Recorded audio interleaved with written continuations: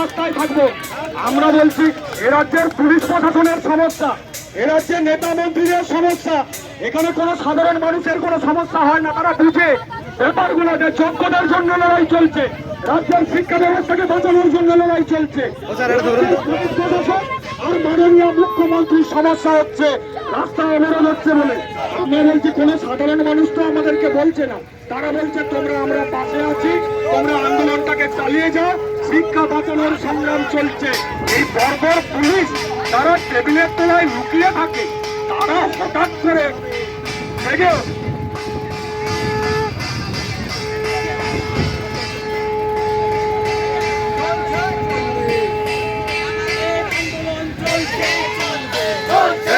চলবে